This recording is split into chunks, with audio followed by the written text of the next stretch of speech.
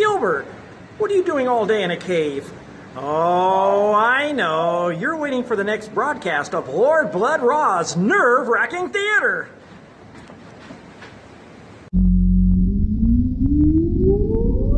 Countdown for blast off. X minus 5, 4, 3, 2, 1, fire.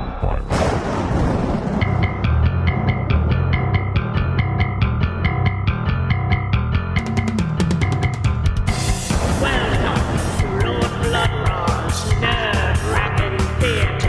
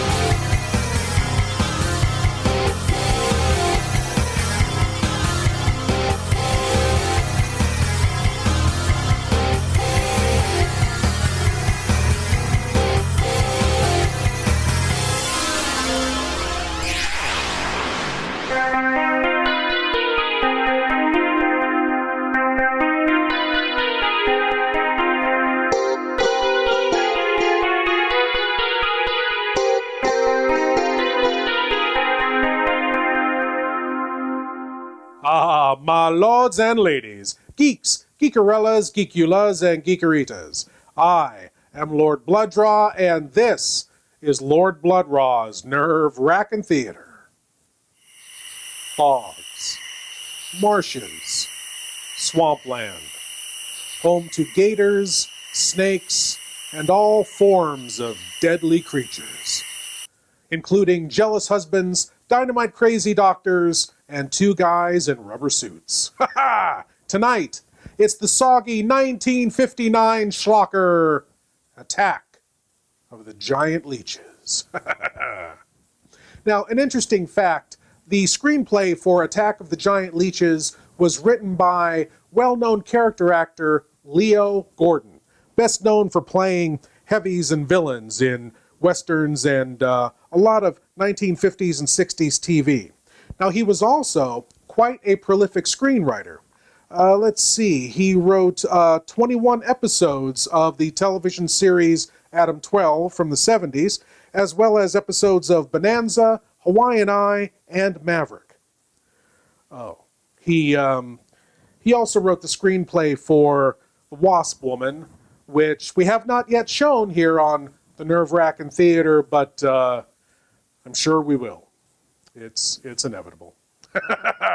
But now, my lords and ladies, let us watch two giant slimy bloodsuckers wreak havoc in the Florida Everglades. It had to be Florida, right? Here is Attack of the Giant Leeches.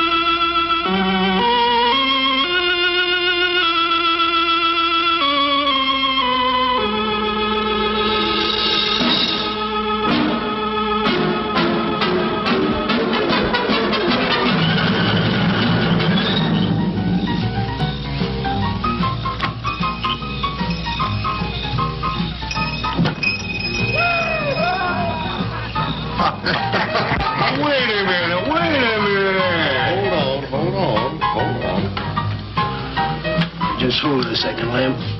Liz? You hear me, girl?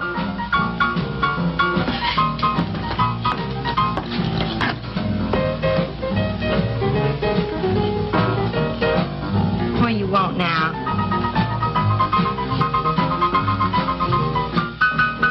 You gotta play that thing so loud. Come out like this, Bert. Oh, don't bother me. Liz. Someday I'm gonna give that she-cat the whopping she's been asking for. Sure you will, Dave. Bring the law down to her. Let her know who wears the pants around here. I'll be back in a minute. Any whooping's done back there, I'll lay you a jug. She'll be doing it. Come on now, Lem, and tell us about that thing you killed out there at the swamp, will you? Yeah, Lem, let's hear the rest of that. Like I was saying, I put 5 slugs into that critter before it went under. Doggonest thing I ever seen. Had regular arms on it like a man. But it was sort of different looking. Had suckers on them. Like one of them octopus's things. Oh, it was plumb off looking. Lem, you sure that critter wasn't pink? No, I told you before it was sort of gray looking. Well, laugh if you want. But that thing weren't nothing nature put out there. Oh, sir. And it weren't no freak gator neither.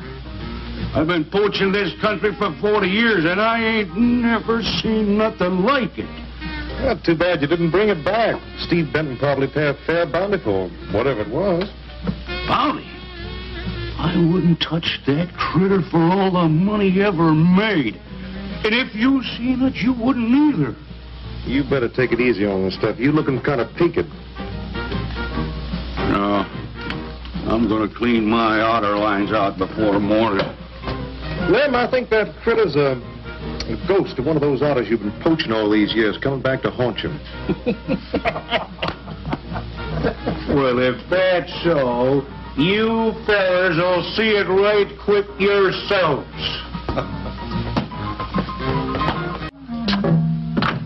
But look, it's not like I want to be mean or anything like that, Liz, baby. But I got a reputation around here. These folks have no respect for a man who lets his woman boss him. Well, next thing I know, they'll be laughing at me. And they'll be telling all the rest of the... Won't you please listen to me, Liz, baby? Liz?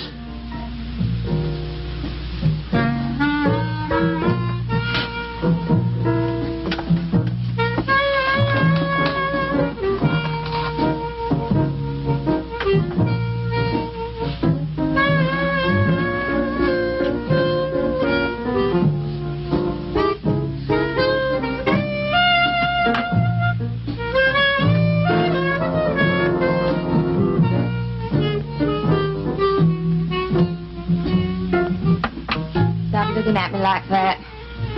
I'll look at you any way I want. You're my wife.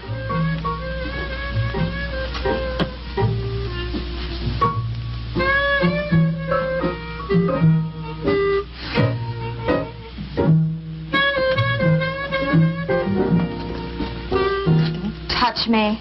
Who do you think you're talking to? Don't touch me. You're my wife. I'll touch you anytime I feel like it.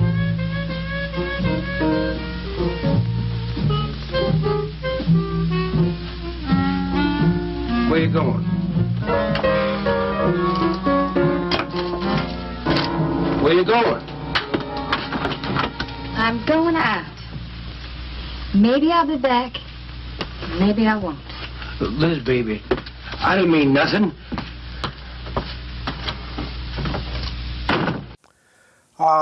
Dave and Liz. Of all the couples in the annals of cinema history, they're certainly one of them. You know, an attack from a giant leech could really only improve their relationship. I mean, at least then they'd have something in common. You know, both being sucked on by giant leeches. It's a conversation starter, and then maybe they could use that to open up to each other about their true feelings. So, Any of you folks out there having marital problems, don't bother going to a marriage counselor. Just go out and get yourself a couple of giant leeches and let them suck away on you and your spouse. Then, before you're completely drained of blood, maybe you and your loved one can find some solutions together. Just a helpful hint from Lord Blood-Rah.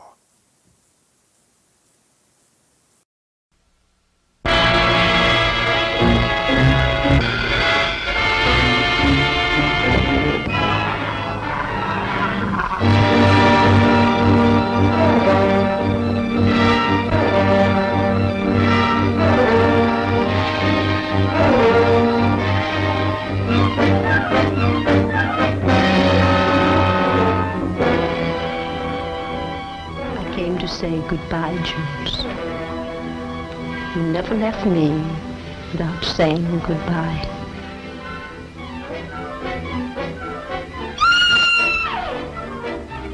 No clues, no fingerprints, no motive, nothing. But surely if a man was choked to death, there would be imprints on his throat. Why in the world do you stay in this place?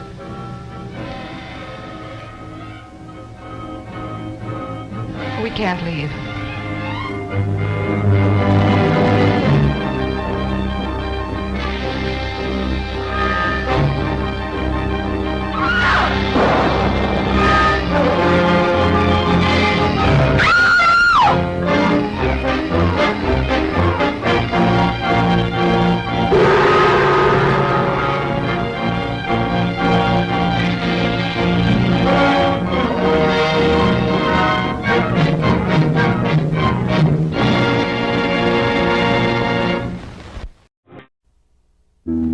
From ancient Genesis to the modern screen is the name written in blood. Ega!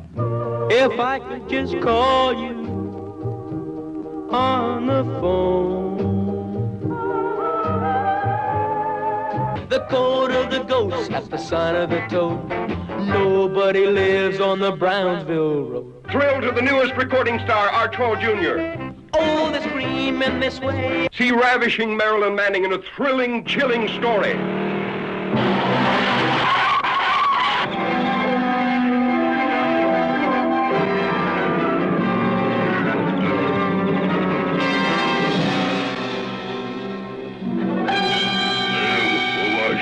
The last of the prehistoric giants sees his first girl. Noah.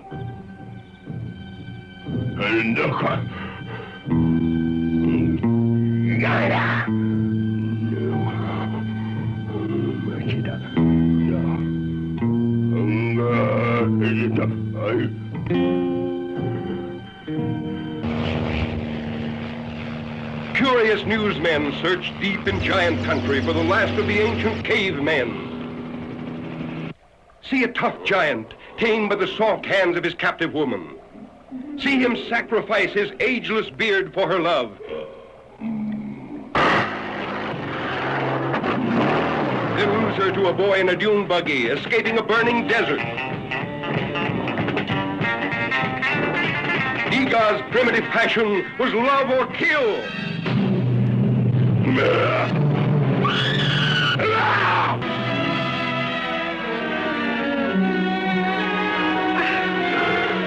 Hear Ega talk, the ancient language of love, used at the beginning of time.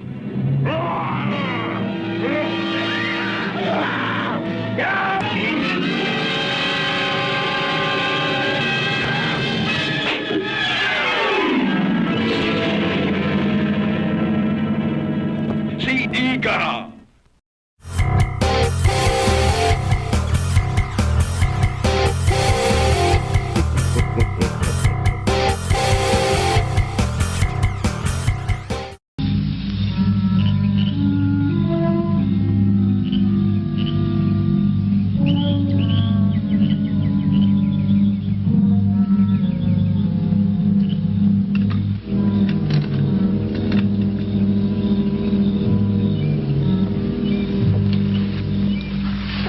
There was a young one in that last trap. I had to kill it.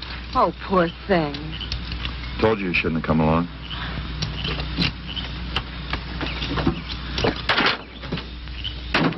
I can understand hunting an animal, but making it suffer in those traps, it's horrible.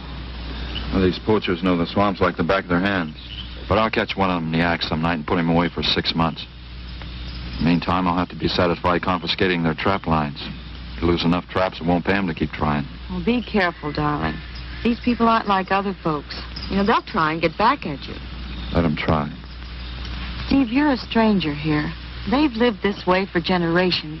One man isn't going to change them overnight. You're a real worrywart. Oh, I'm serious, Steve. They can be dangerous. Okay, I'll be careful. You just stop worrying.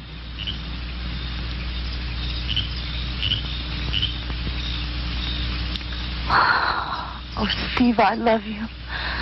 I love you so much.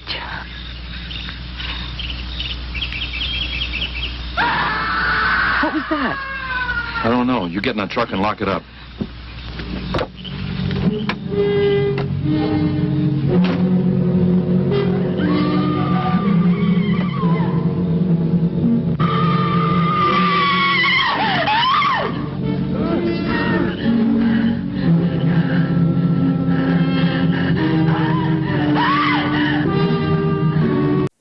Gun safety tip number 1. When comforting a screaming woman, do not point a gun in her face.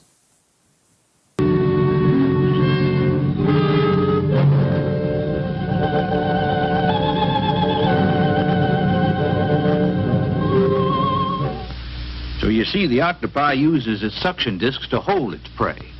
Now, in itself, the disc will not inflict a wound. The same is true of the squid. Now, both creatures have a parrot-like beak as their primary offensive and defensive weapon. Well, maybe the sheriff was right, Dad. Could be a freak or a malformed alligator. No, I'm afraid it wasn't. Well, where does that leave us, Doc? I wish I knew. You know, I'm beginning to think Lem was telling the truth in Walker's store. He did see something that night. Something that had intelligence enough to seek him out and destroy him later.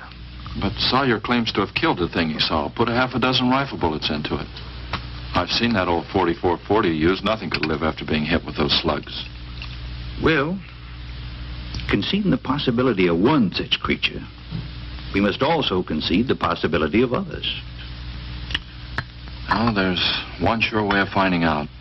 Go in and search every backwater, channel, and wet spot in the swamp.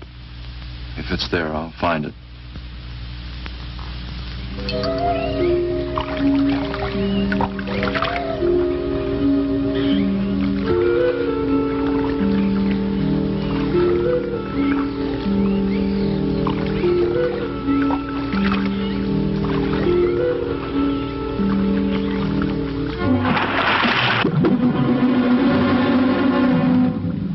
Did you hear something?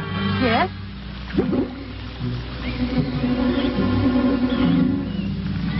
Well, whatever it was, it's not here anymore.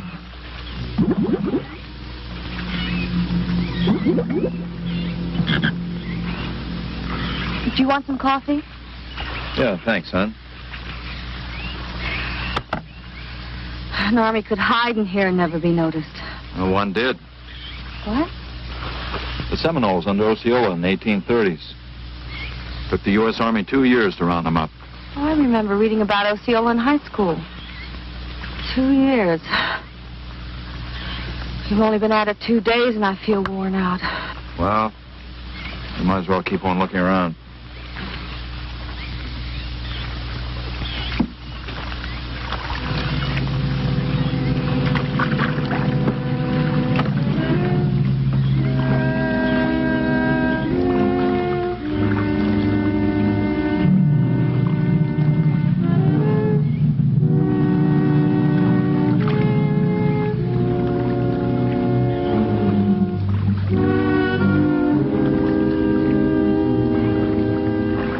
I guess we may as well give up for today. Well, you won't get any argument from me.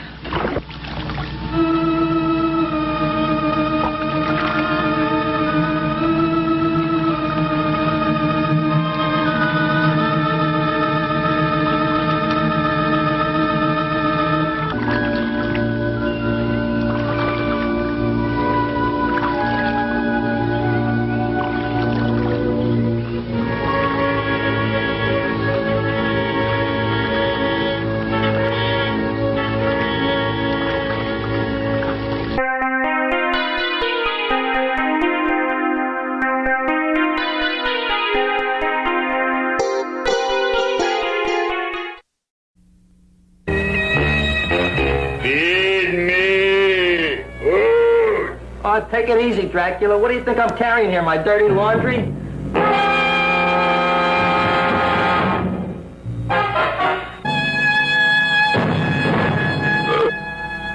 Where a man-eating, talking plant gives homicide something to think about. I didn't do it. Do what? Whatever. Ever see this man? Man, see picture. Why are you so nervous?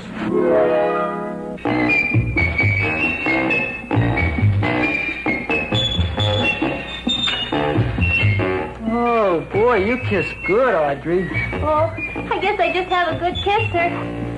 Now you will do as I say. Yes, master. You will go out and find me some food. Yes, master. What's the matter? Don't you like me? Too bony.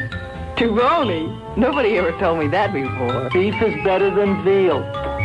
Ah, you're such a dodo. What do you call this? Chopped liver?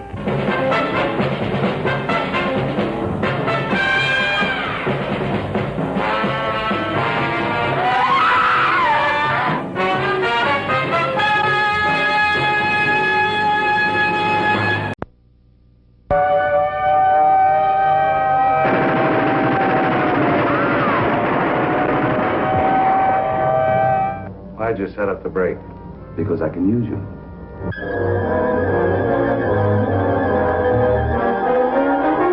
This machine utilizes X-ray, ultraviolet, and alpha, beta, and omega rays.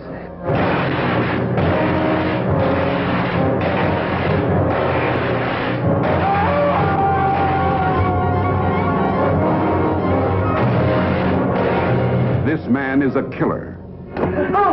Mad with dreams of fantastic power. We're conducting experiments requiring fissionable materials. That's atom bomb stuff. The government has that locked up tighter than Fort Knox. You work for us faithfully, or you'll be turned over to the authorities. I understand there's a reward of $5,000 on your head. No money is safe. No man is safe. Nothing stops the amazing transparent man. Into army-guarded secret government vaults he goes, stealing confidential nuclear material, holding in his unseen hands the key to world power. But the amazing transparent man wants first vengeance. If I choke you hard enough, you'll bring me back.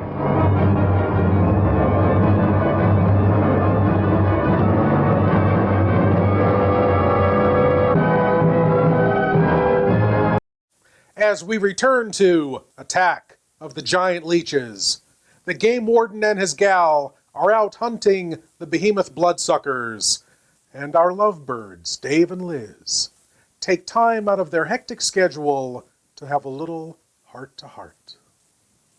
I'm asking you for the last time, Dave Walker. You answer me, you dirty old man! I ain't dirty, Liz, baby. Liz, baby. Liz, honey. Can't you think of anything else to say, stupid? I gotta get this order over to Miss Shovey. She's one of my better customers. Can't keep her waiting. I love you, Liz, baby. Get out. Get out, you fat pig!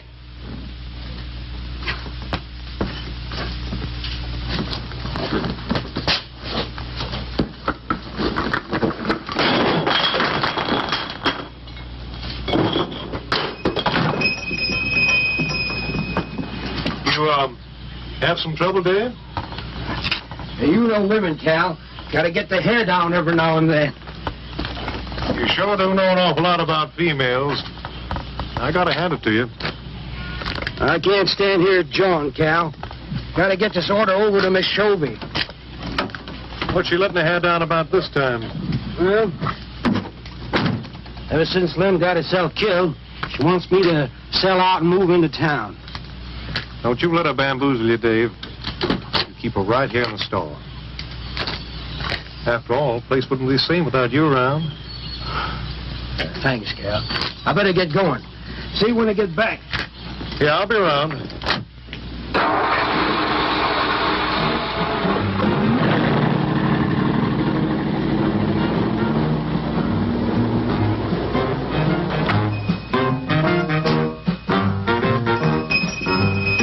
Liz, baby? It's Cal, honey.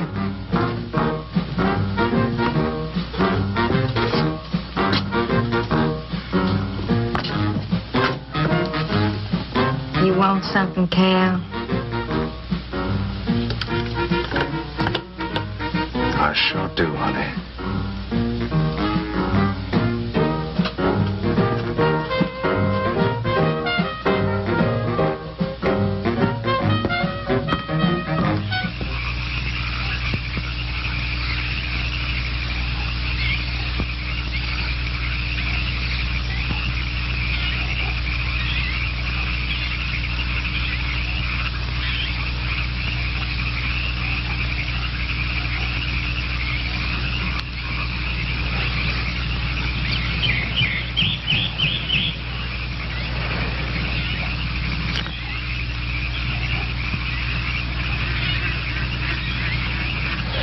You're some woman, Liz. I reckon I never met a woman like you before.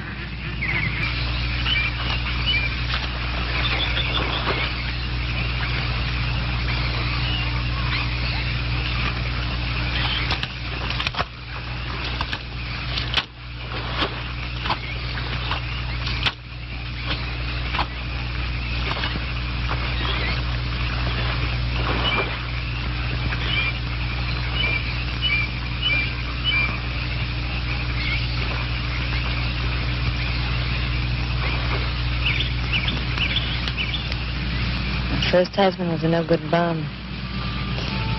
Couldn't keep a job more than a week.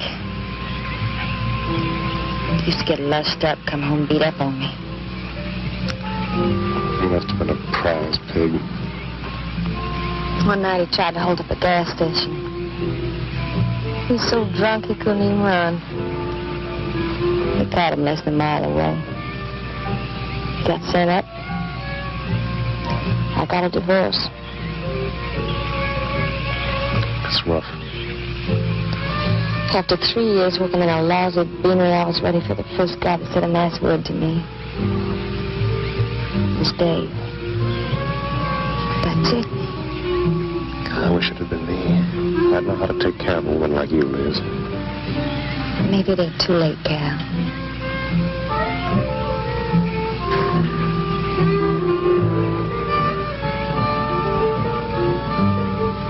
You're wrong, woman. It's too late for the both of you. Get up. Come on, get up. Now, look, Dave, I know what you're thinking, but... I got double large shot in this here thing. You got 2 seconds before I pull the trigger.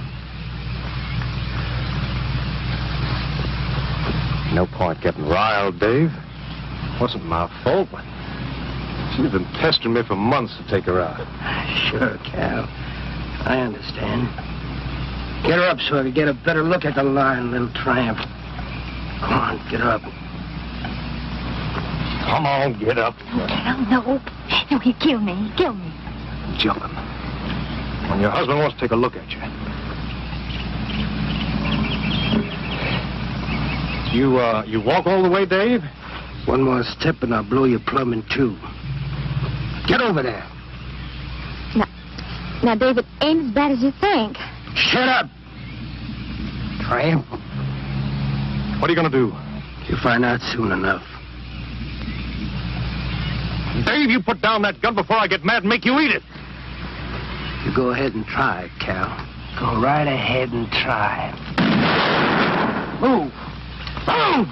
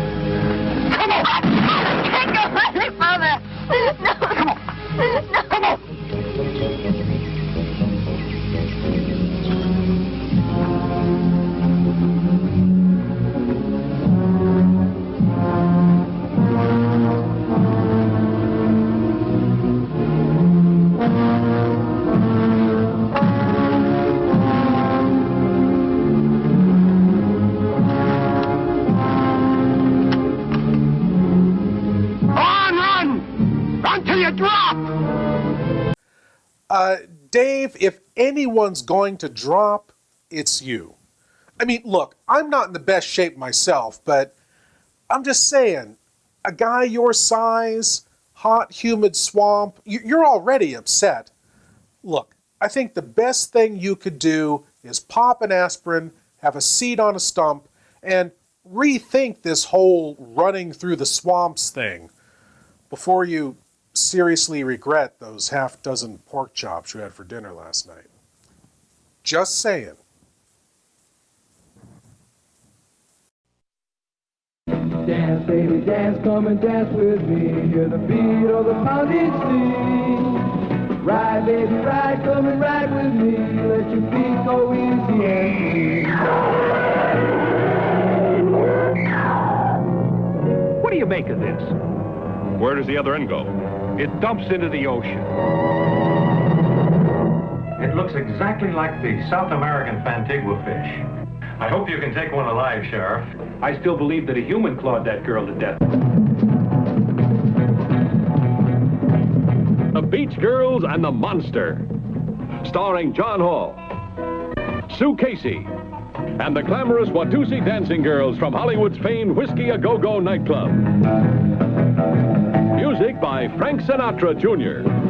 You got a monster in the surf. Chicks, do you have a problem? You won't have after you meet the monster on the beach. If you see this ghoul, play it cool. Beauties in bikinis, laughing, singing, surfing, sinning. Beach party lovers making hey-hey in the moonlight while the monster waits and watches. Yeah. This one will kill you.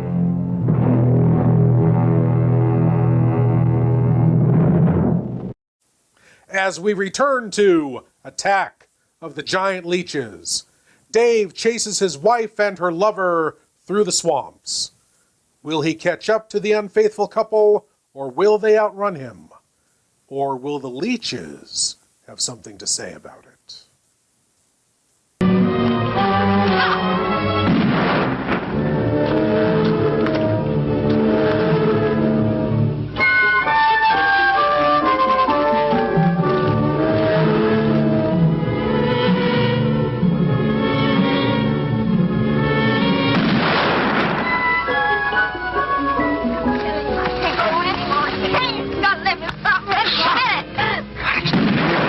Keep moving like a fool child. Go on. Can't.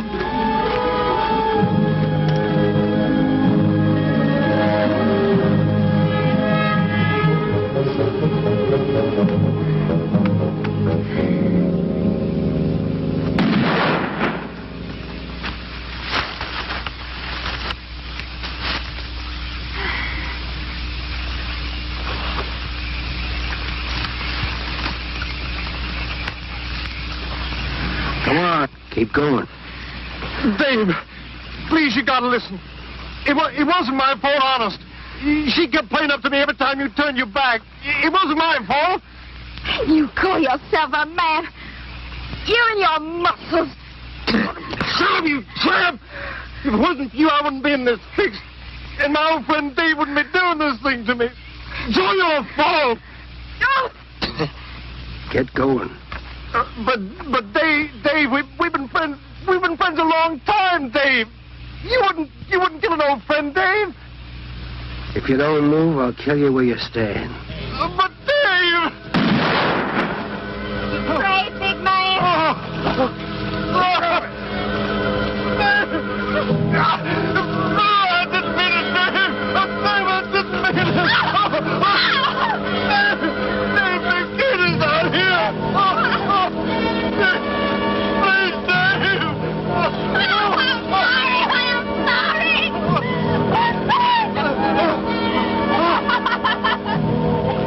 I'm sorry, honey. I'm sorry, Dave. I'm sorry. I didn't mean it. I'm sorry.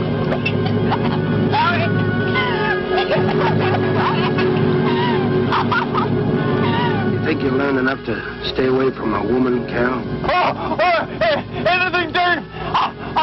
I'm away to the county. I'll do anything you say, Dave. Anything. All right. Come on out of there. Dave, give me a hand. How'd you go?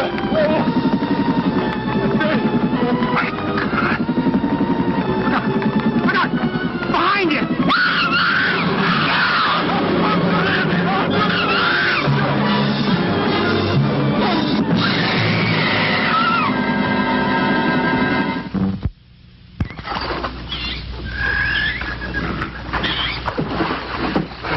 There ain't nothing down here, Sheriff. Well, I'm getting tired of this. Come on in, boys. Well, if there was any bodies out there, we'd have found them. I want some straight answers, Walker. And don't give me any more of that crud about monsters, either. Where'd you hide them after you killed them? I told you the truth, Sheriff. I didn't kill them. I just wanted to scare them good. I loved my Liz. I wouldn't do anything to hurt her. I loved her. Sure. You loved her. That's why you chased her through the swamp with a shotgun. Come on, Walker. Where'd you hide the bodies? Won't you believe me? It was some monsters. They... Take him out of here before I lose my temper.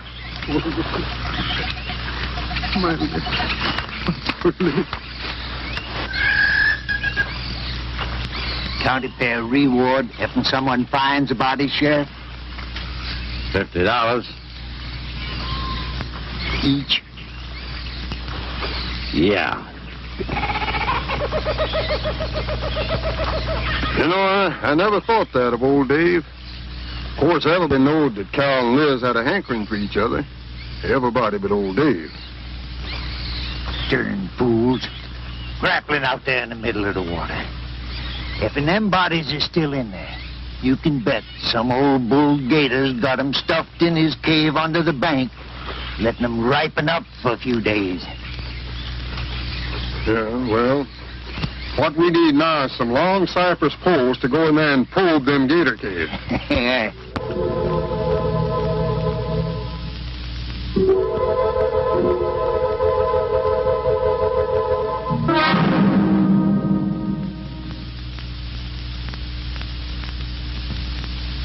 I'm sorry, Doc, I can't do it.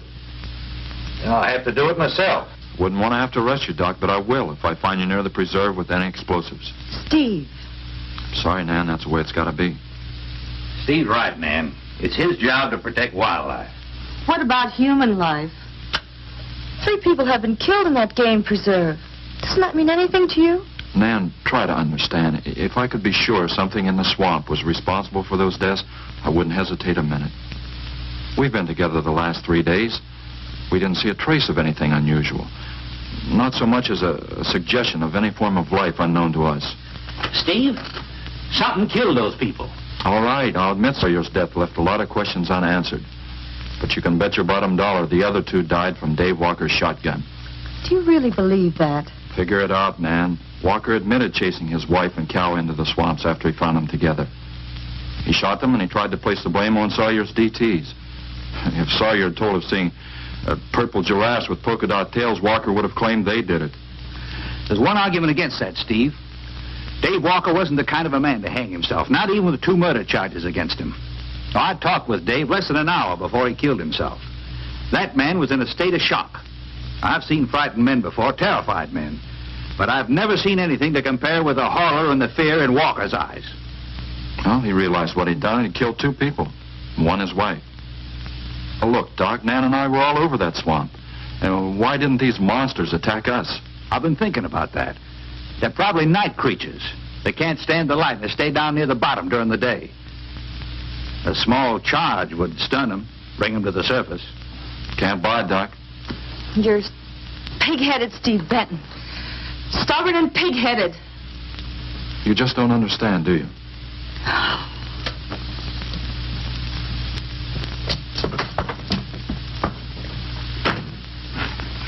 Good night, Doc.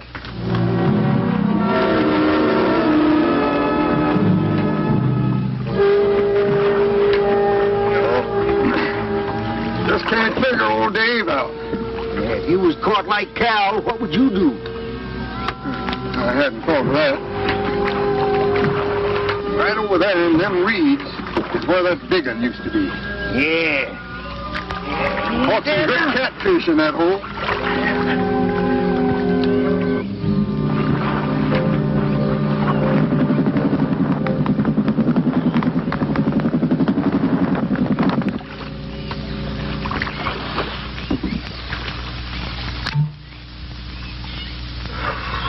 Boy, this is sure a hot one.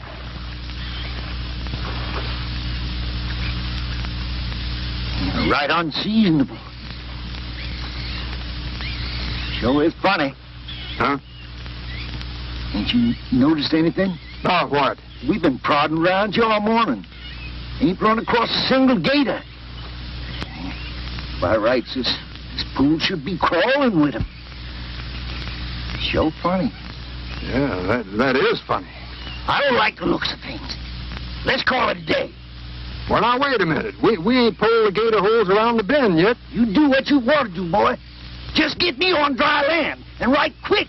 All right. Now, ain't no use getting all head up. Let's go. You gotta quit drinking that moonshine. That's why you're so wrinkled and ugly. Oh, we out here. Wild goose chase.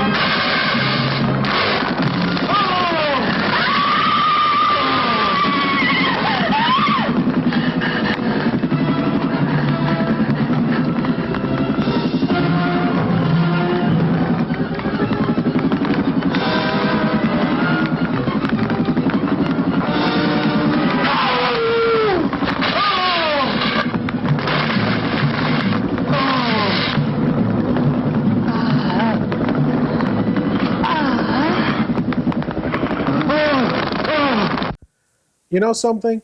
After that last scene, I have a whole new respect for these giant leeches. They don't just attack their victims and drain them of their blood all at once, no. They store them away in a cave and feed on them slowly. Make them last. They're putting away victims for a rainy day, and I respect that. You know, sure, there seems to be a glut of sleazy, dumb swamp bumpkins right now, but who knows what the future will bring? They're thinking long term. Let this be a lesson to you kids out there. I don't mean you should abduct people and put them in a cave and drain them of their blood. No, I mean you should think about the future. Think long term. Think like a giant leech. Oh. You know, I really got to work on this whole inspirational thing.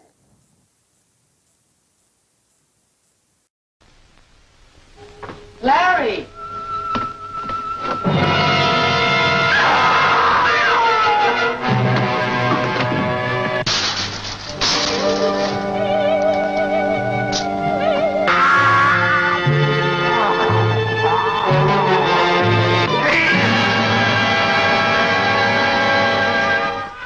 From the exotic geisha houses of Tokyo to the back alleys of the Ginza Strip comes the terrifying news of a fiendish creature that threatens to destroy all who stand in his way. This is the frightening story of an American reporter in Tokyo who unwittingly became the victim of a shocking scientific experiment that turned him into a horrible mutant, half man, half monster, the Manster.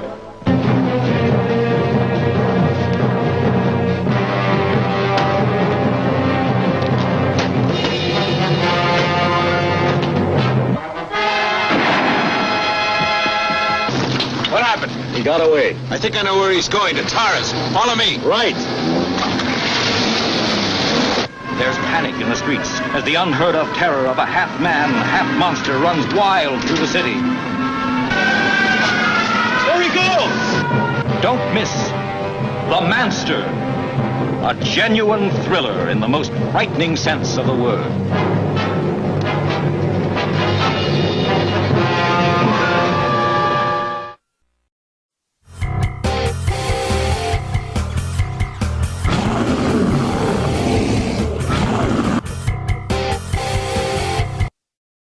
We've been calling, but there's been no answer. Oh, I just got back. What seems to be the trouble? Well, haven't you heard? Old Sam Peters and Porky Reed have disappeared. Come on inside.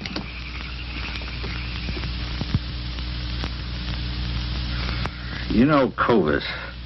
Nothing would please him more than to have all the swamp people disappear. Swamp trash, he calls them. I know. They have about as much regard for him as he has for them. When they're worried enough to go to him, you know something's wrong. Mrs. Reed said the men went searching for Cal and Mrs. Walker's bodies, and they never returned. Clovis says he'll get up a search party if they don't show up in a couple of days. Doc, you and Nan take your car and get as many volunteers as you can. Tell them to meet me at the old wagon road. I'll call Doak Evans and have him bring his dogs. Either they're lost or they've had an accident. I hope to heaven you're right.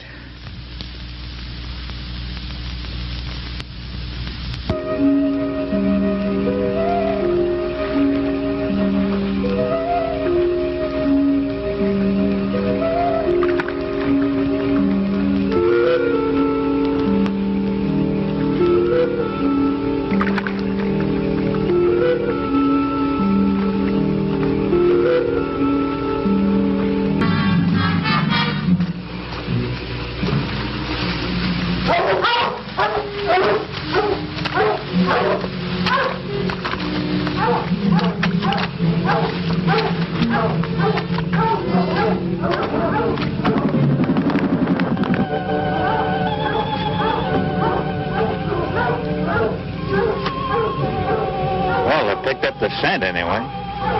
Dad, do you think they'll find them? Only the good Lord can answer that.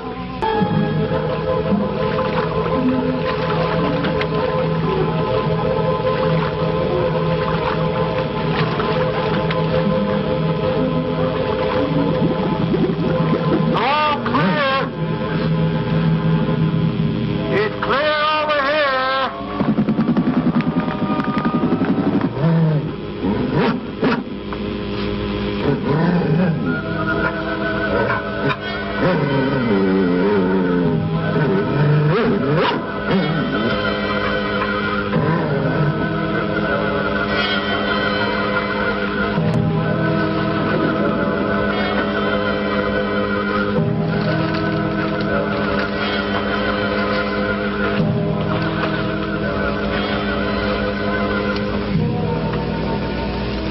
Well, we can't do anything more tonight. Might as well start back.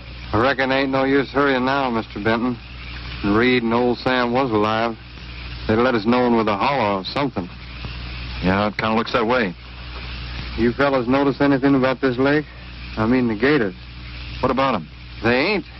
A piece of water this size usually has maybe 50, 60 big uns around. A whole lot of little ones. It's real unnatural. Well, maybe our torches scared them away. Nothing scares gators. So nothing. Animal or human. Well, we might as well get out of here.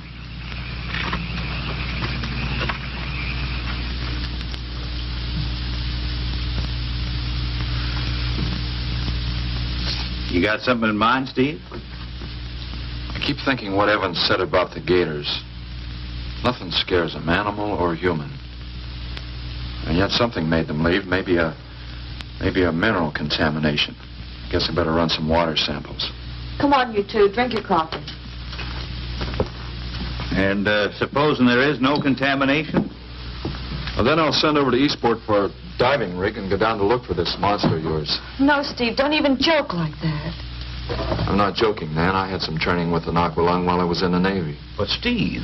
Look, there are 2 bodies we know for sure down there. Maybe 4. They've got to be brought up. Wait a minute. There are no alligators in that part of the swamp, right? So? No sign of any fish or snakes?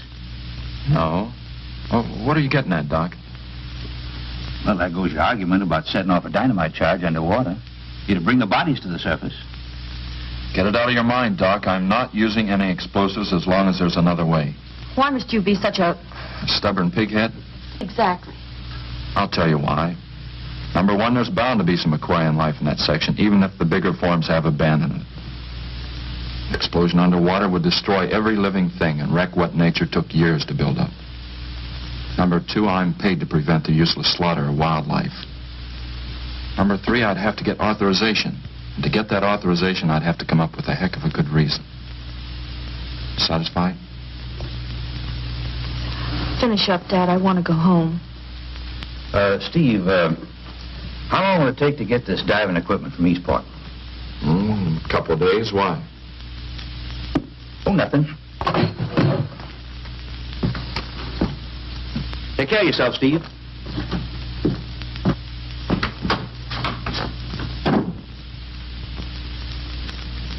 Well, here's hoping.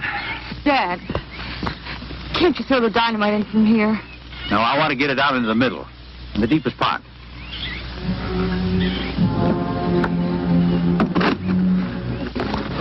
All right.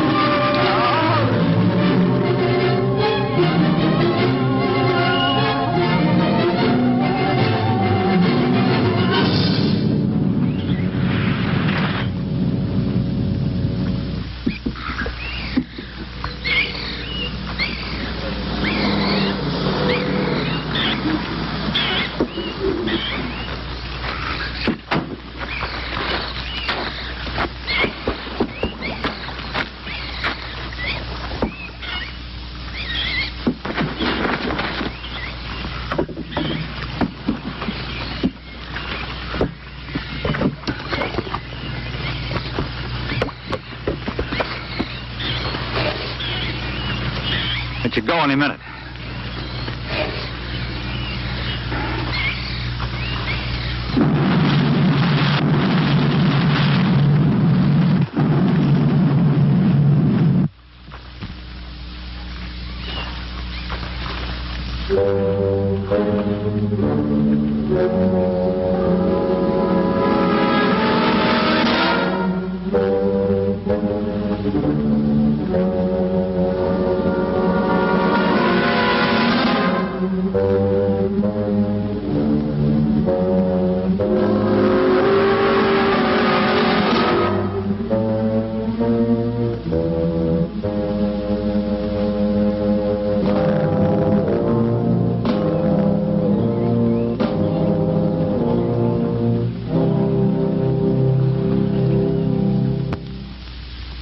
I just can't figure it out.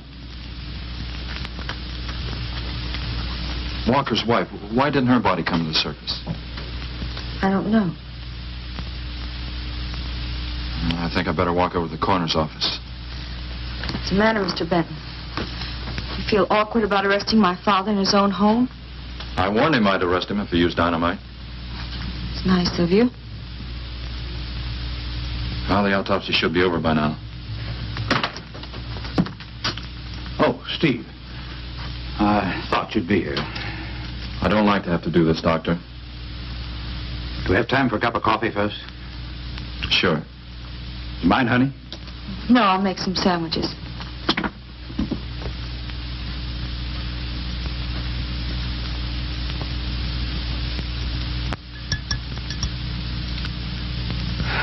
One thing is certain, for all the good it'll do now. Dave Walker didn't shoot Cal. I just come from the autopsies.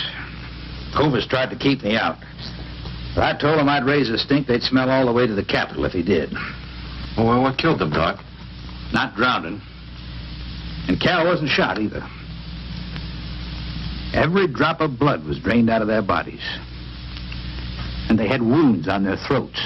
Suction wounds. Like a gigantic leech might make. And there's something even more incredible. Now, Cal was supposed to have been killed several days ago. Sam and Reed have been missing a matter of 48 hours. All three of them, as far as we know, were in that lake a minimum of 2 days. Now, I'd stake my reputation as a doctor that Cal hadn't been dead more than 2 or 3 hours when we found him. And the other two less than that. First stage rigor mortis started in during the autopsy. But how could that be, Doc? It's impossible. The coroner will confirm it. Whatever killed him is still in that lake. And it's going to take more than dynamite to get it out. Concussion from those charges would have killed a full-grown whale. That explains how Cal and the others lived after they were supposed to be drowned. What do you mean? Well, this whole region is riddled by caves and caverns cut out by the ocean thousands of years ago. If there are caves above the water, then there must be caves under the water. Go on. Mike and I had a chance to fool around with some frogman equipment captured from the Italian Navy. We sort of prowled through a sunken transport off Salerno. When the ship went down, it trapped some air inside the hull. We'd go down, come up inside the officer's lounge, take off her face mask, and sort of sample some of the bottles floating around. We drive the guys crazy trying to figure out how we were getting the stuff. You mean you think that there's an air pocket or a cave underneath the lake? Right, gotta be. How else could those people have lived down there? Not only that, it explains how, whatever it is down there, lived through the concussions. Steve. Liz Walker. She might still be down there. Alive. Right. And the other three would still be alive if you hadn't thrown dynamite into the lake. See? They're still alive. Until...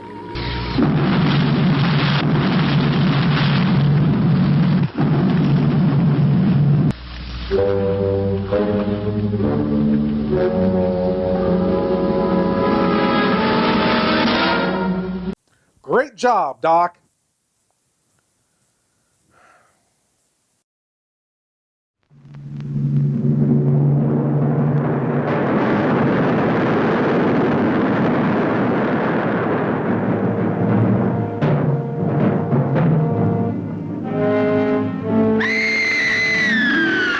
Why do you suppose there were no reports about this thing until 1946? What could have happened then to start the stories? 1946, well, the bikini underwater experiments were set off then. Maybe that started something. Deep down in the strange, lurid, murky depths of the Pacific are fantastic, horribly grotesque creatures of the sea that challenge man's courage as no earthly creatures can. Science knows some of the answers, but not all. And among science's unknowns is the strange identity of the living monster from the ocean floor. How'd he get out of suit? No man gets through that. And what happened to him? Here is the first undersea battle ever photographed between a giant killer shark and a woman, as she searches for a monster even more deadly. Could absorb a man. Or a woman. Bonnie, cast off on the double.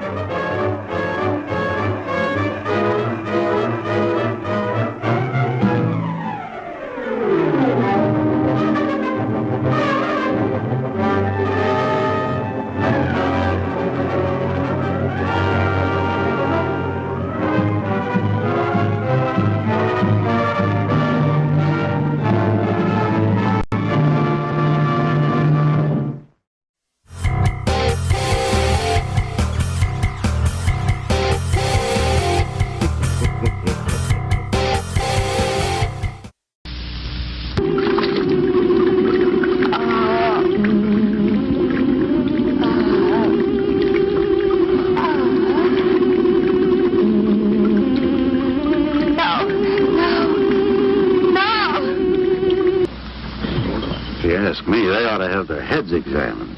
Giant leeches. Well, I'm willing to bet a month's pay they don't come up with nothing more than excuses. He's crazy. Him, the doc, and his brat, too. Just wait till I get on the phone to the Capitol. I'll guarantee somebody will wish they'd kept their nose out of other people's business. I'll guarantee that. Let's go, Mike. Steve! Be careful, please. Don't worry, Mike will be ready if anything goes wrong. Don't worry about Steve. Now, if you were going after Barracuda, you might have a tiny bit to worry about. Ready, Mike?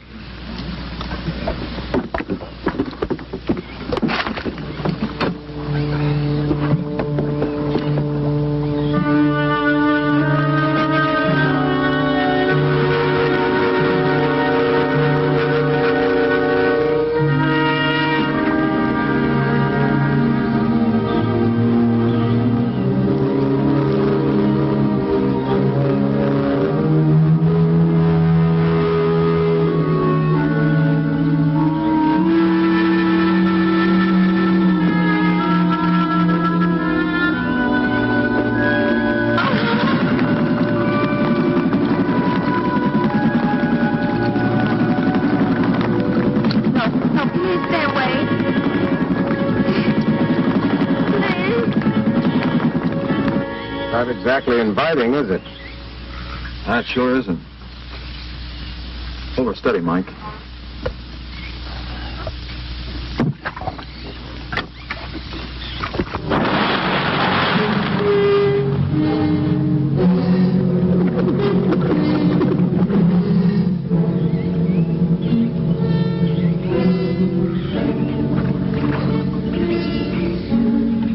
It'll stop anything up to a tiger shark. But you got a hit. Misses don't count. Now, anything goes wrong, just yank on the line. I'll be down in a hurry.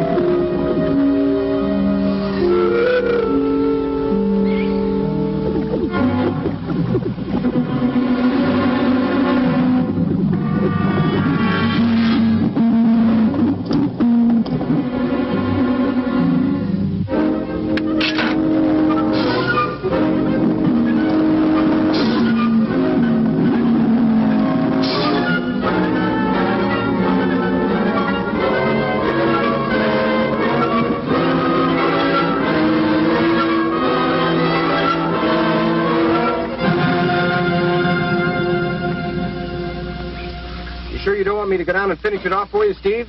No, thanks, Mike. I think I hurt it pretty bad. Careful now. Anything hurts 10 times as dangerous.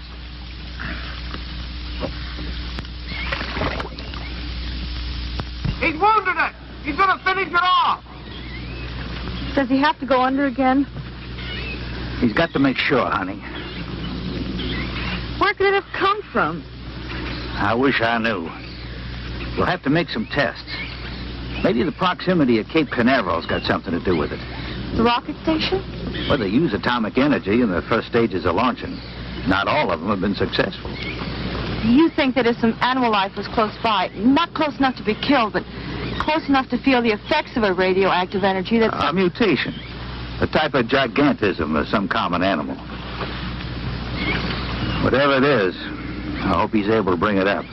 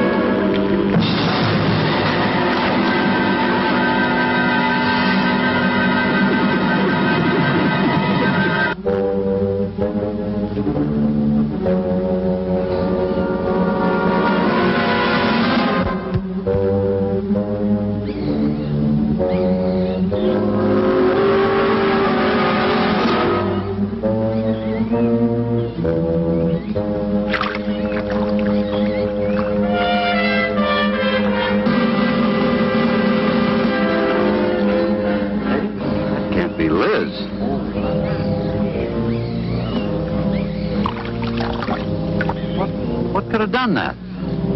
Look at her face.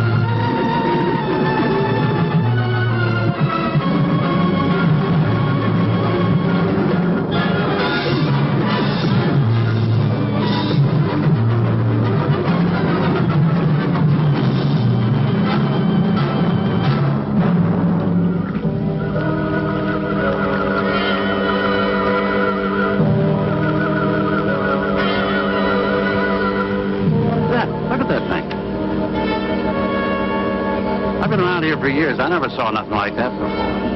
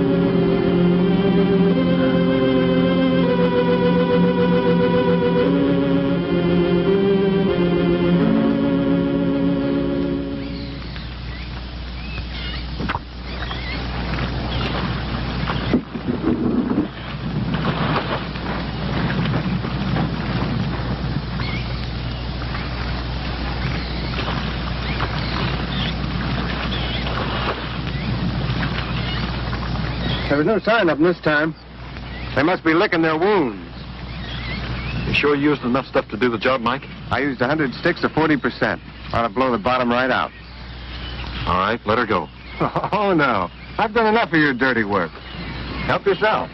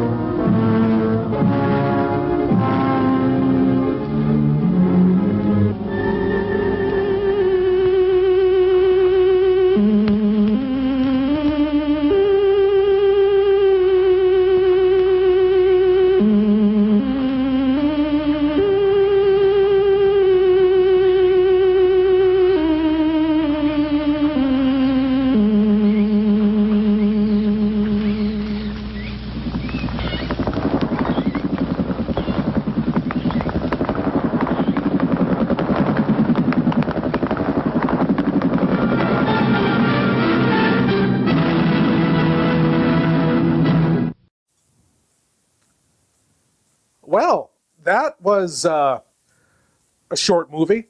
We'll be right back after this with more something.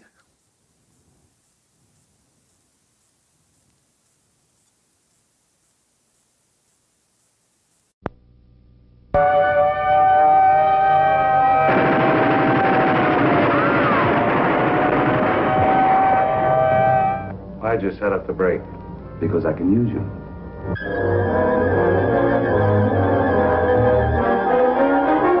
This machine utilizes X-ray, ultraviolet, and alpha, beta, and omega rays.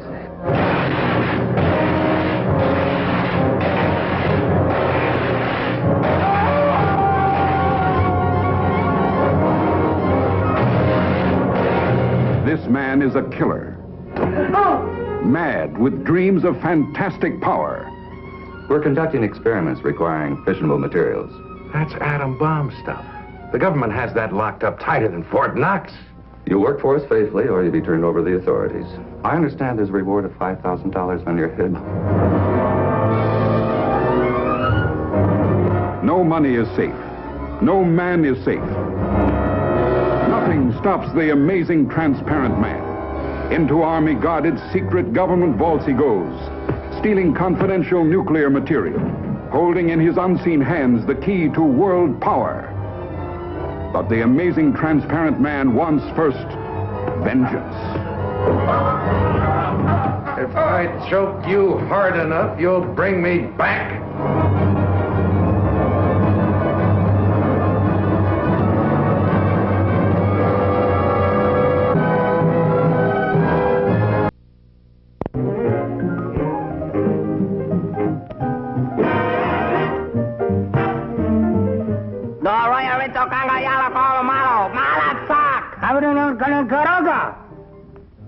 Okay, banga banga.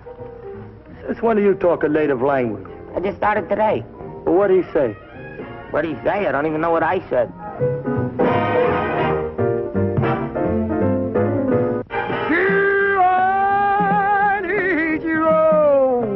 Do I, baby? Of course I do. Duke Mitchell and Sammy Petrillo turn an island paradise into the zaniest madhouse in the 7 seas. Charlita puts a gleam in Duke Mitchell's eyes. Your smile only added life to your masquerade. Muriel Landers puts the whammy on Sammy. Sammy! Run for your life! Go on, get out of here. Run for your life. Ramona, the romantic chimp, takes off on a romantic chase of her own. Strange. But interesting. Really think so? What a charming compliment. Bela Lugosi finds the perfect subject to turn a gorilla into a goof, and versa versa. Look, what are you trying to tell me? I don't understand a word. What am I, dumb or something? Don't answer that. Now look, Duke Mitchell, I'm running this game, you understand? And don't talk back. Yeah, now put it on, because we gotta get out that door.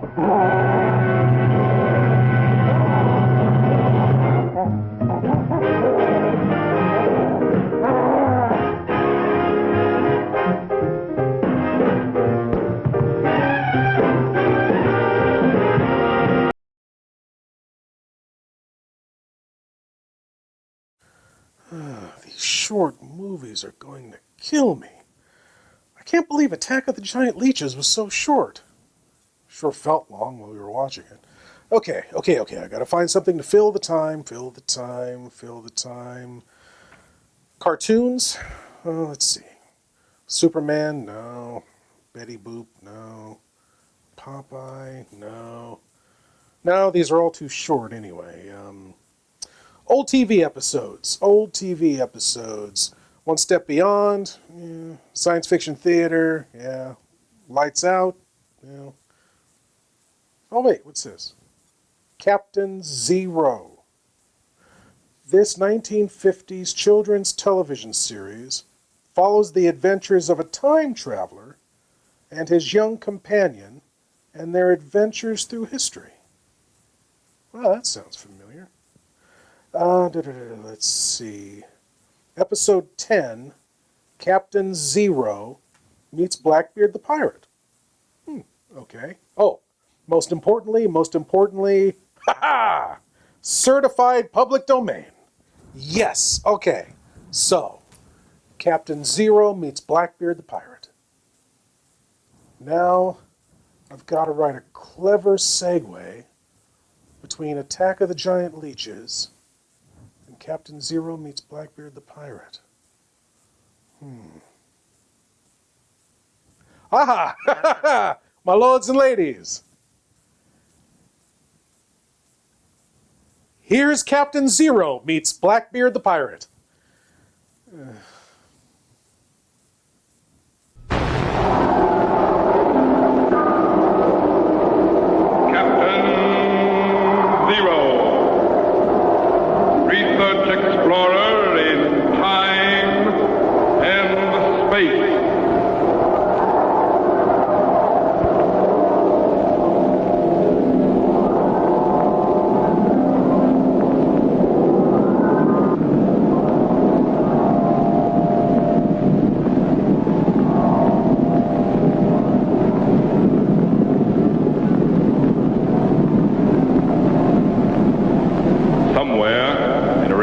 Uncharted region of the planet called Earth stands the laboratory of Captain Zero.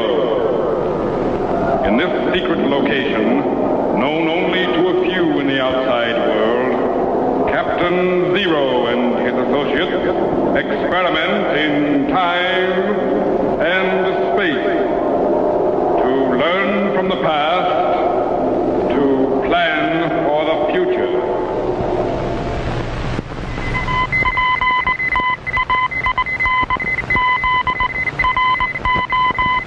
Contact has been established.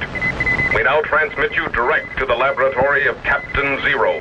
Please stand by.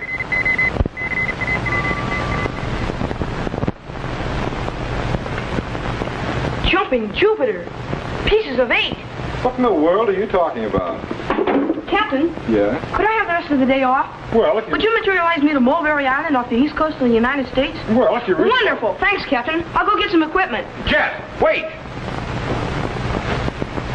Now what?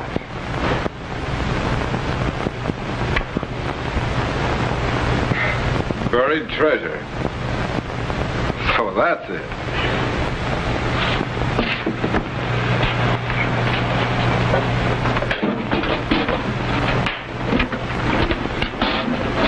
I'm all set, Captain.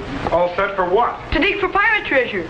But what's the bucket for? Well, Arco wouldn't let me have any barrels, and I have to have something to carry the gold pieces in. Look, Jet, pirate treasure isn't just lying around in the sand waiting for you to scoop it into a bucket or a barrel. Besides, how do you know there's treasure on Mulberry Island? Look, you've heard of Blackbeard the pirate, haven't you? Yes. Well, in the early part of the 18th century, he operated off the east coast of the United States. He sunk ships right and left and captured a huge amount of treasure. Well, I know, but that... People searched the island of Ocracoke, where Blackbeard lived, and found nothing but a few gold coins. Some silver bars have been discovered on the Isle of Shoals off the coast of New Hampshire, and some bars and coins have been dug up on the islands of Smutty Nose and Londoner. But the really big treasure has never been found. So? It's on the island of Mulberry, Captain, off the coast of Maryland. How do you know? Because if I were a pirate, that's where I'd bury it. Jet, even if there is treasure on Mulberry Island, what makes you think you could find it? With this mine detector, I can find anything. Okay. Hop into the chamber, but leave the bucket. I'm sure we can figure out a way to get the treasure in here after you find it. Yes, sir. Stand by to materialize. Oh, Captain. Yeah? You'd better have somebody clean out the vault. We're going to need plenty of room. Stand by, Jet.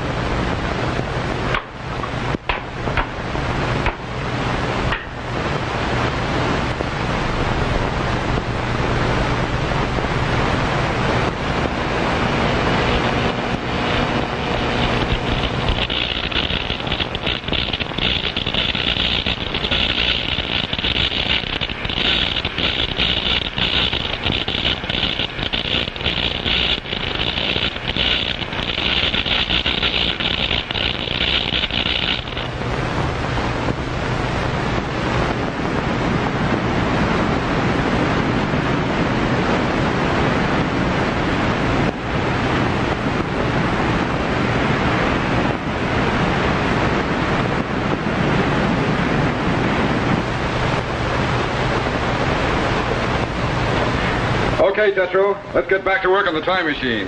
Did you materialize Jet to Mulberry Island? Yes, he's combing the beach right now with his mine detector. Do you think he'll get anything? Sure.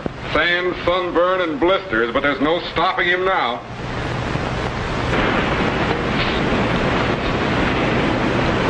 No sign of treasure around here either. Might as well get back to the lab.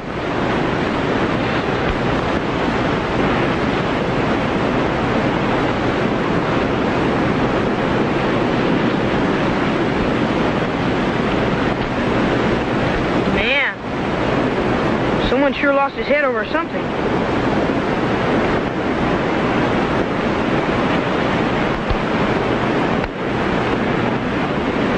Blackbeard's treasure. I must be right near it. Now won't Captain Zero be surprised?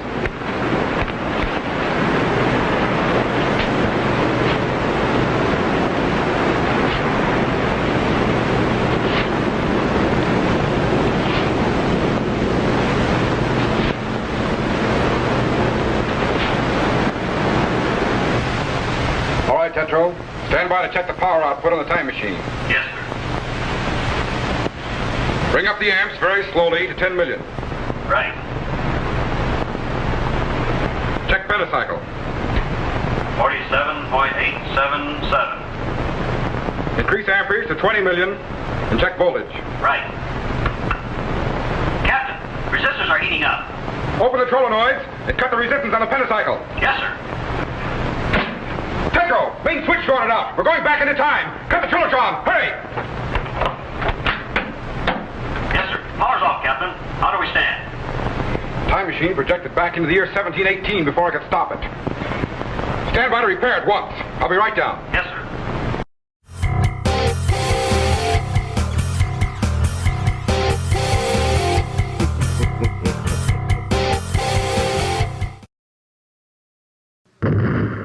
From the depths of hell comes The Devil's Messenger, starring the master of mystery Lon Chaney and Karen Cannon. My messenger. You'd have to go back. Up there. No, I can't. I won't go back. You'll deliver that to a Mr. Donald Powell. Don't be afraid of me. The Devil's Messenger delivers gifts from hell, turning man into a ravaging beast. I took a picture of that old farmhouse. There's nobody in the picture. You saw it. Was there anybody in it? No, there wasn't. Somebody has come out of that house, and they're coming toward me. Back from the dead, his lovely victim seeks revenge for her horrible death at the hands of a man driven mad by a gift from hell. Trapped in her icy tomb until the Devil's Messenger exposed her nakedness in her crystal prison. Now let's get down to it. She becomes the object of a scientist's lust. His consuming desire for her drives him to commit murder to keep her for himself. Not since Eve received the apple have gifts inflicted such unnatural consequences.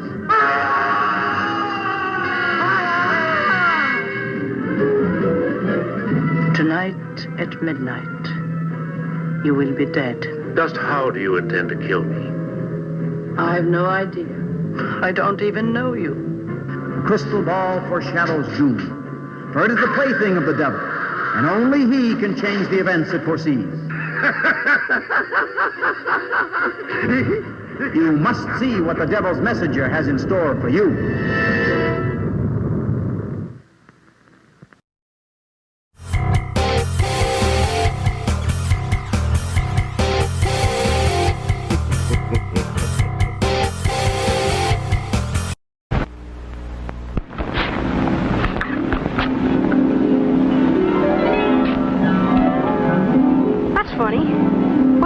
That skull and sword. I put them right here.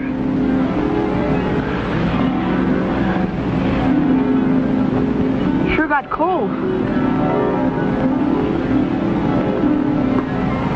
In fact, the whole beach seems to have changed. I guess I just didn't notice things when I first got here.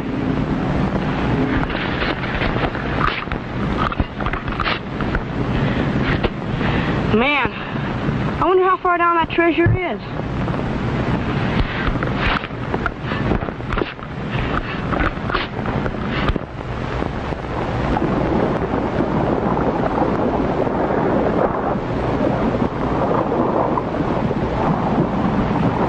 December 14, 1718.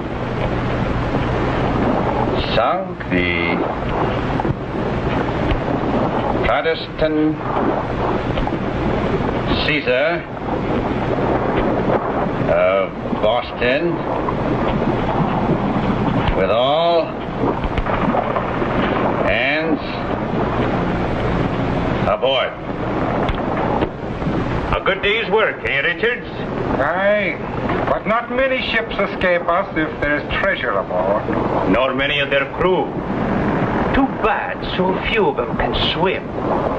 It ain't easy to stay afloat, Blackbeard, when one is already full of old. Aye, that was a good fight. But they'd be no match for Blackbeard. Tis a beautiful sight against the sky, watching a ship burn to the water's edge. And it's many a more beautiful sight you'll see before the Queen Anne's Revenge lowers her flag. From South Carolina to Maryland, the sea is ours, and any place else if we wish. But what of the booty, Blackbeard? The men'll be wanting their share. Aye, and they'll get it. Those that are left when we divide it. But the fewer the men, the bigger the share. I like your logic, Blackbeard.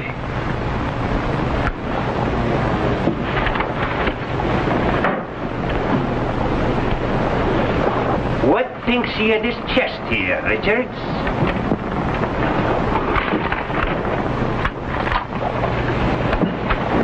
Aye, there's something about it too that I like.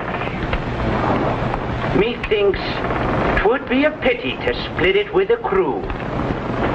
Wealth is the root of evil, you know. You're right, Blackbeard. We must give a wee bit of thought to their souls. Methinks we should bury this chest on Mulberry Isle, and later return, just ye and me. A noble thought, Blackbeard. For the sake of the crew, we'll suffer the evils of wealth alone. Hold. Go ready the boat. We'll take this ashore to the other side of the island, other side of the ship. Just we two. Just we two. Aye.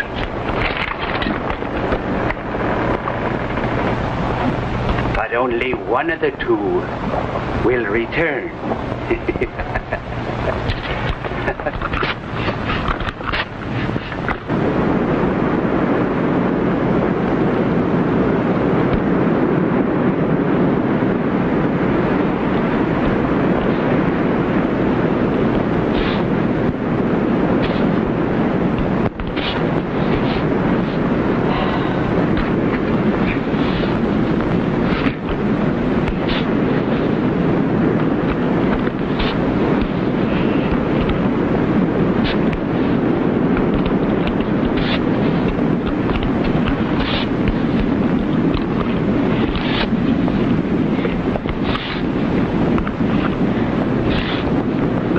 Deep enough, laddie.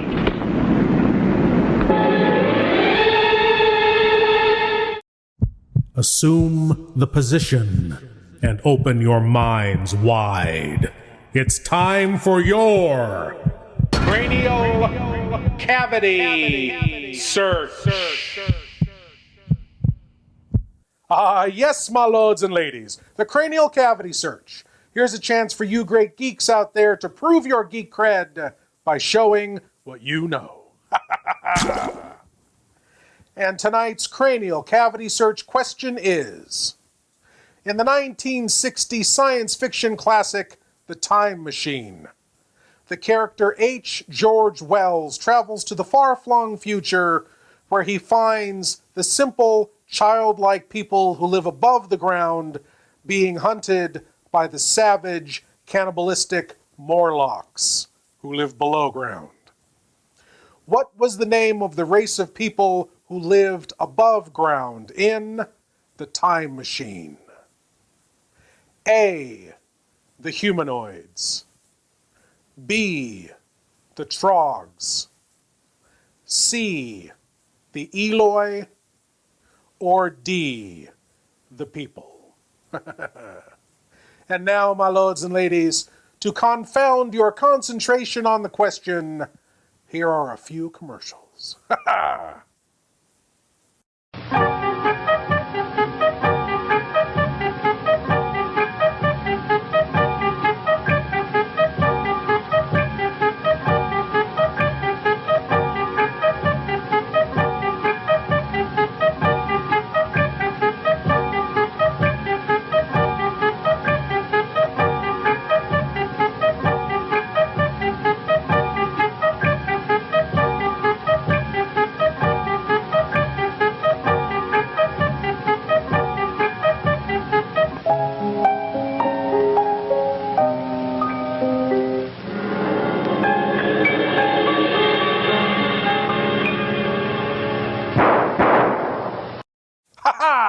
And the answer to tonight's cranial cavity search question: what was the name of the race of people who lived above ground in the time machine? It was C, the Eloi. By the year 802701, the human race had split into two species. The Morlocks moved underground, becoming animalistic cannibals, living to serve the machines that made life underground possible, while the Eloi lived above ground in a land that had become a near paradise, other than the whole being hunted by Morlocks thing. But now, my lords and ladies, we return to Captain Zero as our young friend Jet faces the evil Blackbeard, the pirate.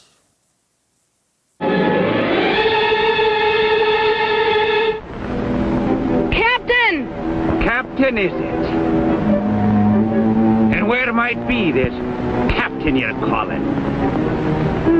Well, he's What a strange-looking scupper you be. And warped in head, no doubt. What be you doing in Mulberry Isle? A dinner hole in the sand. I was looking for buried treasure. Oh? And who might be a burying treasure here? Blackbeard, the pirate. Hear that, Richards? Blackbeard the pirate might be a burying treasure here. And how did you come about this bit of news? Well, I saw it on a... You've been listening aboard me ship, eh? But 'tis a mite early you be. The treasure's no yet been put to rest. But... Think no more on it, laddie. The hole you've dug will no go to waste. What do you mean? Many a man's found a watery grave because of that gold. And I don't mind adding a boy to the lot. But who are you? As if you didn't know. Blackbeard's the name, laddie. Captain Blackbeard. No, it can't be. Wait. The time machine. Captain Zero was working on it. Something must have gone wrong. I'm back in time! Captain! Captain! No use to call, laddie. Your ship's nowhere in sight. Lower the box, Richards.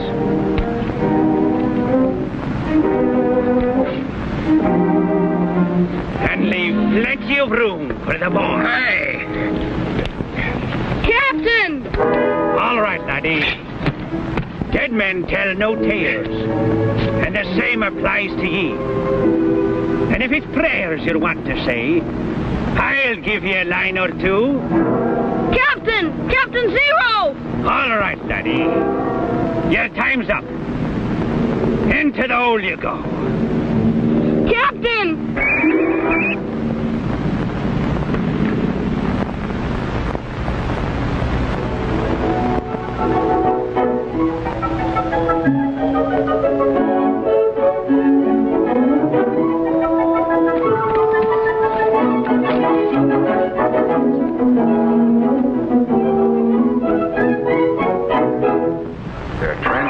From electrical impulses beginning to materialize.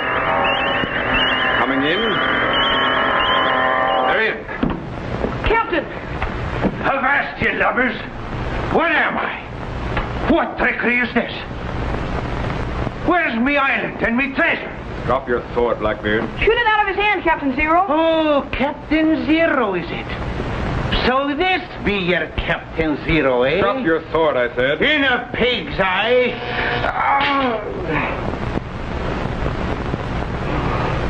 Now put your guns on the console here. It's magic, it is. Magic of the devil himself. Put down your guns. Aye.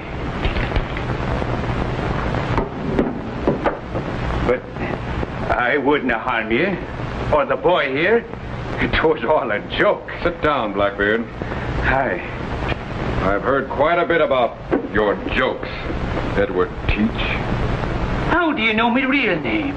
I know quite a bit about you and your ruthless plundering of ships on the Spanish Main and the coast of America.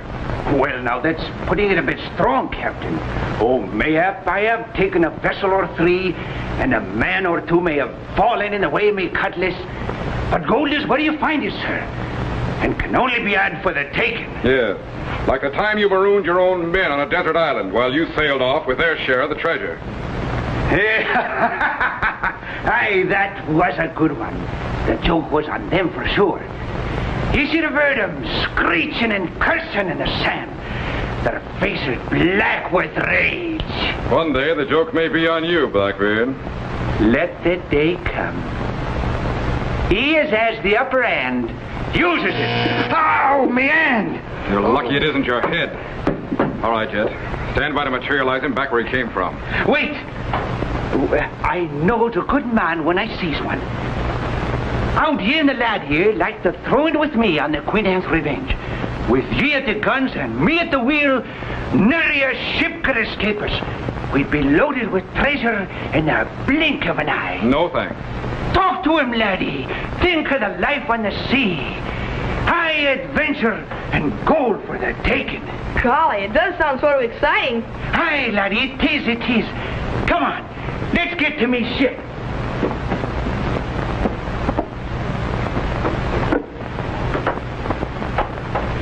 What have you done to me, Zero? Which way out of this blinking hole? Just get into the chamber there. Into the chamber? You'll be all right. Get in. I know when I'm licked, Captain Zero. You've got the upper hand. It's a pleasure I've had to be known you, laddie, to be sure. I meant you no harm. And just to prove that old Blackbeard's got a heart of gold, here's a piece of eight for you.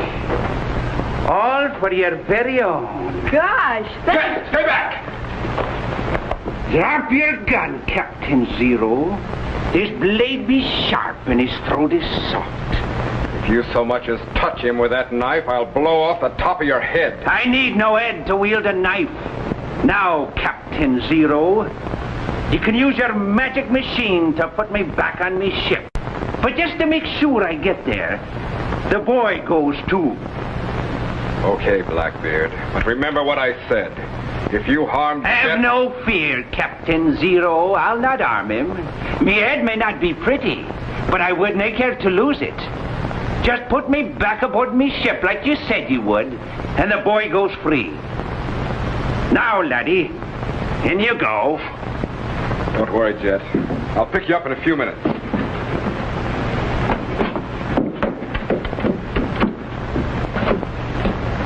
All right, Captain Zero. The poop deck, if you please.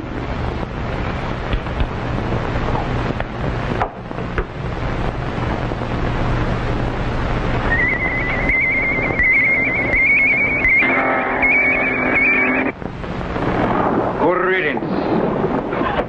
Now I'm in command of the ship, and Blackbeard's share of the treasure is mine. Too bad you're no longer with us, Blackbeard, so I could laugh in your ugly face. You can, Leeches. You can.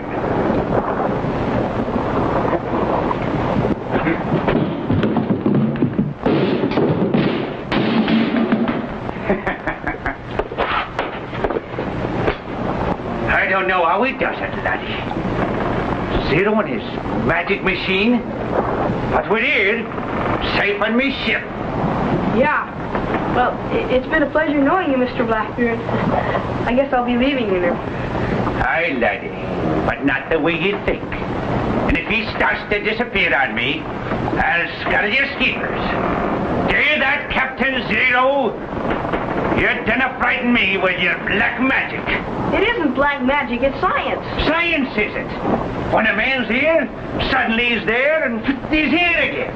But you don't understand. I understand, all right. You thought to steal me treasure with your magic. But you made a mistake. And I caught you. Now you'll walk the plank. Jetro, reverse polarity on the chamber units and stand by for a fast materialization. Yes, sir.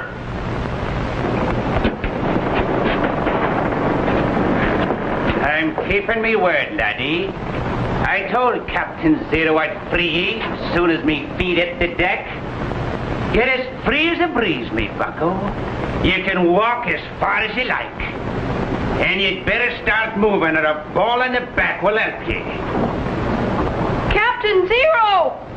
Captain! All right, Jetro, throw the switch. Captain, we can't materialize. The polarity reactor's fused. Keep moving, laddie. Captain! Keep moving, laddie.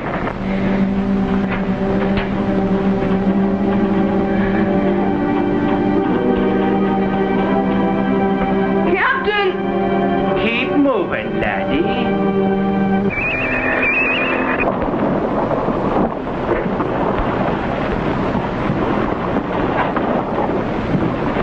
Zero. He did it again.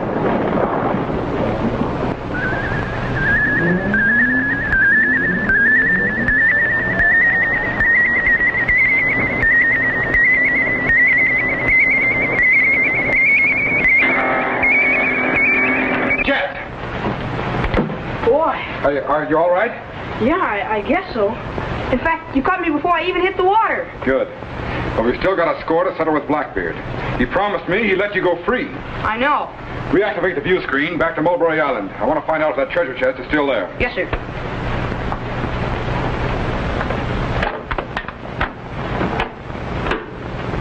There it is, Captain. Stand by to materialize. Okay, throw the switch.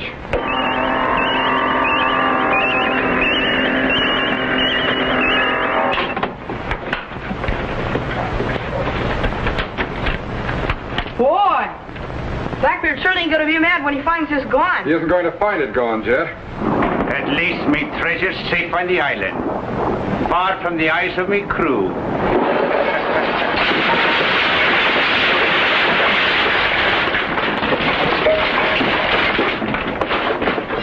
Me treasure!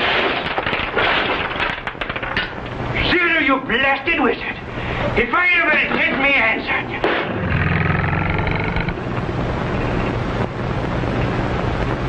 On the other hand, Captain Zero, suppose we let bygones be bygones.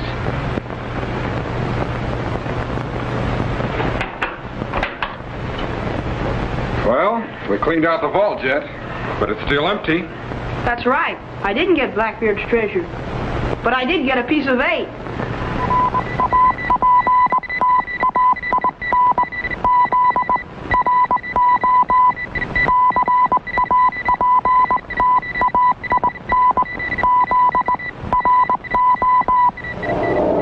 Be sure to be standing by when we again transmit you to this remote location on the planet Earth, where Captain Zero and his associates will conduct another experiment in time and space.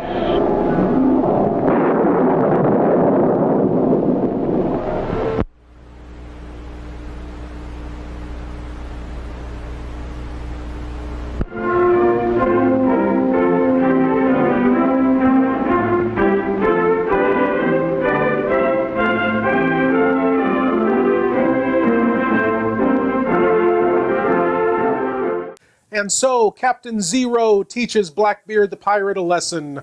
The giant leeches are dead. And old Doc Grayson got away with murder. No, it bugs me, you know? They were still alive down there in that cave. Not very comfortable or happy, but they were still alive. Until old Doc Dynamite threw those sticks and then blew up the bottom of the... I know. I'm overthinking this whole thing. I know. Well, what are you going to do? There is no justice. Well, my lords and ladies, I want to thank you all for watching, and I want to invite you all back again next week when we'll do whatever this is all over again. As always, I am Lord Blood-Rah saying, geek out.